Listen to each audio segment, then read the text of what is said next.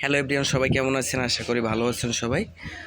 তো একটা মোটর, একটা ফ্যান, এগুলো কেন আসতে করে?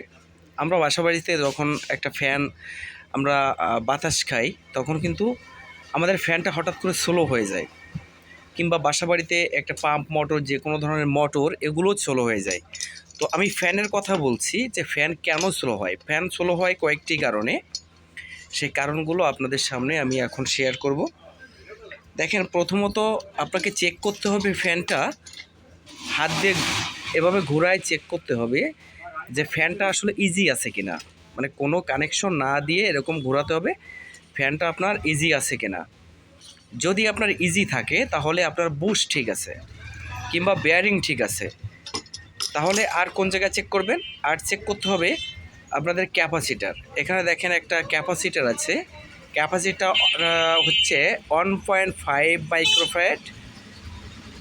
এটা হচ্ছে ক্যাপাসিটার আছে। এই ক্যাপাসিটারটা যদি এর ভ্যালুটা লস হয়ে যায়, সেক্ষেত্রে কিন্তু আপনার ফ্যানটা খুব স্লো ঘুরবে।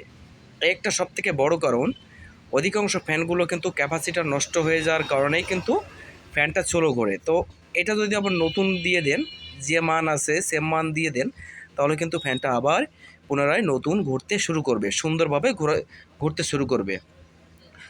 আর সিলিং ফ্যানের ক্ষেত্রে কিন্তু এই ধরনের ক্যাপাসিটার থাকে, এই ধরনের ক্যাপাসিটার। তো এই ক্যাপাসিটারগুলো চেঞ্জ করে দিলে কিন্তু আপনার সিলিং ফ্যানগুলো জোরে ঘোরা শুরু করবে। এখানে মান দেখেন, এই সেম মানের দিতে হবে। তো বন্ধুরা, আশা করি এই ব্যাপারটা বুঝতে পারছেন। যদি ভিডিওটা ভালো লাগে, আপনাদের কাজে আসে, তাহলে চ্যানেলটা সাবস্ক্রাইব করবেন এবং সবার মাঝে ছড়িয়ে দিবেন। ধন্যবাদ সবাইকে।